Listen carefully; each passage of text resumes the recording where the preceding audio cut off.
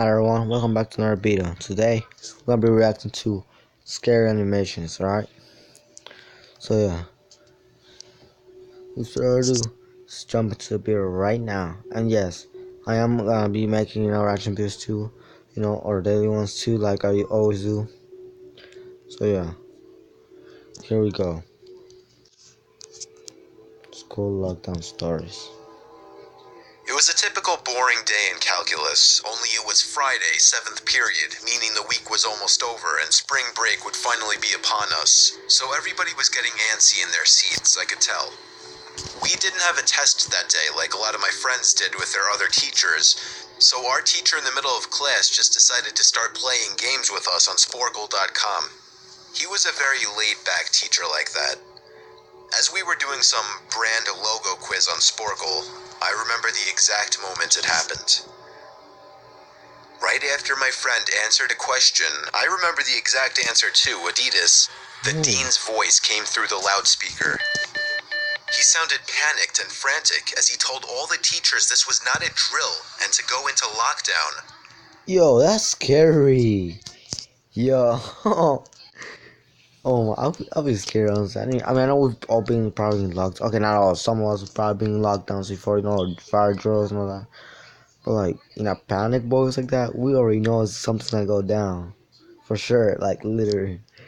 Oh my god. Alright. I actually got the chills, and I got goosebumps on my arms as our usually laid-back teacher too seemed panicked as he ran to turn off the lights and ushered us to the back corner of the room. Dude, lock the door. We all sat in silence for about 2 minutes, and then the usual buzzing that came from a panel in the back of the room ceased, indicating that the school must have cut all the power. We all looked at each other, realizing this must be serious. Yup. A few more minutes of waiting later, we heard a man screaming at the top of his lungs coming down the hallway. 2 girls in the class actually started crying. Yo, that's okay, that's scary actually right there. That's like real life things right there. Like, you hear a guy scream on top of their lungs, do you know like that's like not a joke, that's for real right there. Who wouldn't be scared? Oh my god. Which made all of us even more scared. As the screaming got closer to the classroom, the lunatic-sounding man started banging on the lockers while screaming, "I'll kill all of you."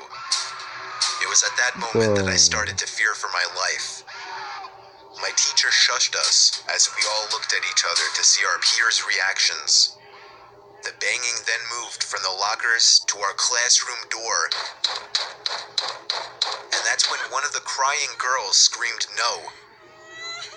The banging on the door only grew worse as the man started screaming. Yo, that dude looks like Derek begging for real. Look at that. Oh my god. Still feel bad for the kids though. Jesus Christ. What school? I wonder what school was that. Open up. 2 of the girls in the class were crying out loud now. It felt like an eternity that man was pounding at the door. But eventually, he finally continued down the hallway, screaming like a mentally insane person, until we could not hear him anymore. I'd say 10 minutes later, though it felt like half an hour given the situation, the dean came back on the loudspeaker explaining the situation, which was surprising for him to do. He explained that some apparently mentally unstable person entered the building and assaulted the woman sitting at the front desk, causing her to flee the building screaming, and staff wasn't sure if the man was armed or not. Now, this was before the school had cameras or could afford proper security, so the school... Okay, that's a bad thing. That's a really bad thing. Because, like, you don't know, like, where's he at or, like, where's he heading. And you can't see him through the cameras. What he's doing. Or he's armed or he has a weapon on him, That's pretty bad right there. Was wide open to something like this happening. The staff had done a sweep of all the hallways and classrooms and couldn't find him, so the dean instructed the teachers to resume teaching but to keep all the doors locked and to not let any students leave for any reasons.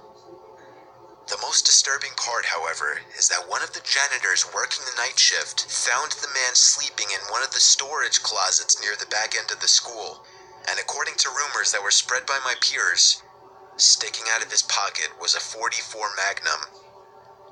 Dang, bro. Chill. Look at that. Oh my god. That's like a school shooter right there, bro. Janitor Like, must no joke, like for real. That's not funny right there. It's crazy. have done something stupid to wake him up. For example, leaving the closet door open, because by the time a police officer could arrive on the scene, the man was gone.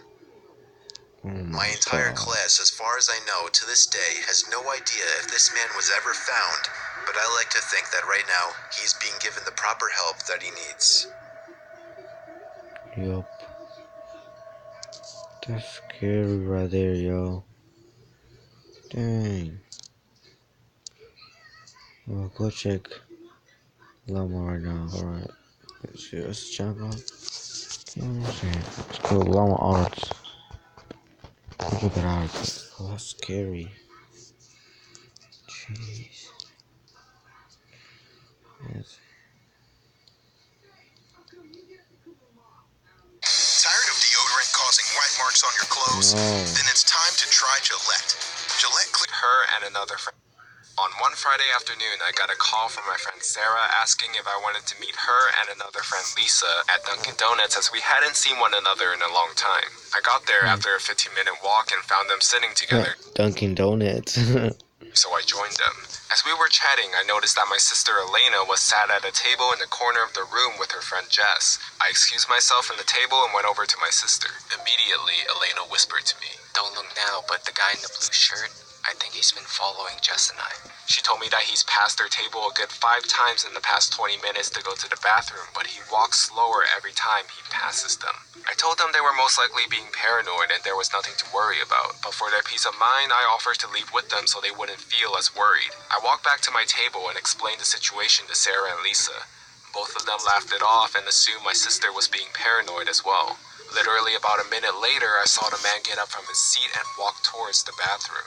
My eyes followed him, and sure enough, he walked extremely slow past Elena and Jess. In fact, it was almost comical how obviously slow he became.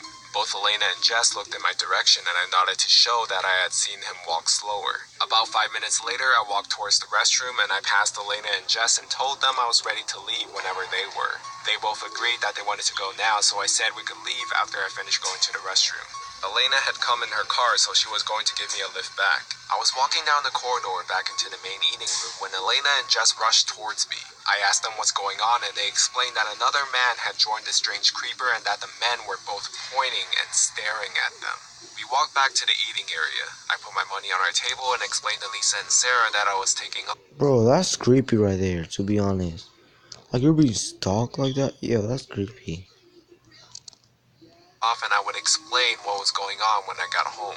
We all got into Elena's car and left. After a 2-minute drive, we reached my house. Just then, I remembered that I had been meaning to return something I had borrowed from my mother, so I asked if Elena could drive me to my parents' house as she was going there anyways. I jumped out the car to get what I needed when my phone began to ring.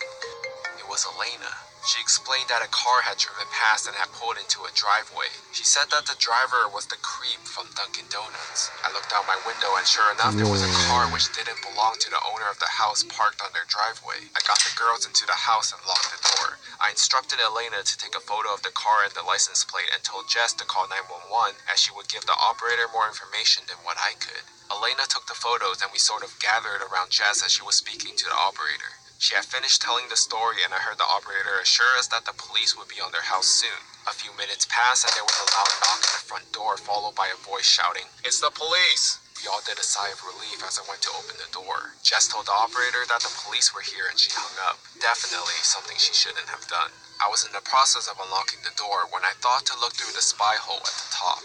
I peered through and it wasn't a police officer. It was the same guy. I froze in fear and I didn't know what to say. "We didn't call the police." Elena and Jess were both confused as to why I said this. "You have the wrong address." I informed the girls that it was the creep at the door and not a police officer. Both were rightfully shocked and extremely scared, as was I. "We had a call, sir." I was about to tell Jess to call the police again until I heard the sirens. "Sir, you have to let me in." I heard the police pull up and some commotion outside. This time an actual police officer knocked on the door and I let him in. The police officers took the man into custody while another police officer... Bro, that's crazy right there. He even tried to pretend to be a cop just to get inside the house. Nah, bro. Officer took Elena and Jess into the dining room for some brief questioning. The man was found with a kitchen knife and some other weapons in the car. Oh, that's Everyone was Miss. relieved and Bro, that's just thankful the police crazy. arrived on time. Who knows That's what could have creepy as happened if I fuck. didn't look through the spy hole first and accidentally let that man in our house. Dang. Wait, there's another one too. What happened to the second one? There's two of them. Yo, he just got away, boy. Bro, I hope they find the other one too. It's like he already knows where to live now, you know? Dang.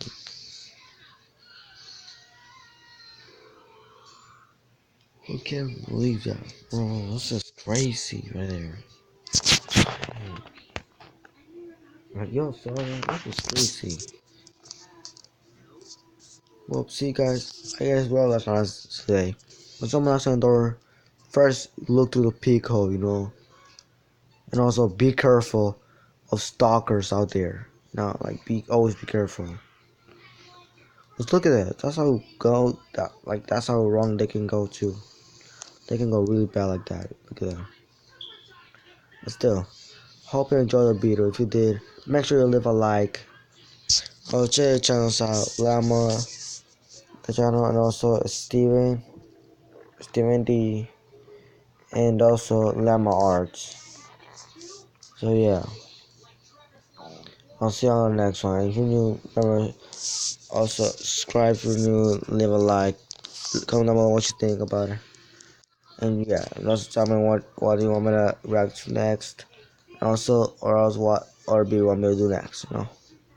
So yeah, that'll be it for today. I'll see you on the next one. Peace.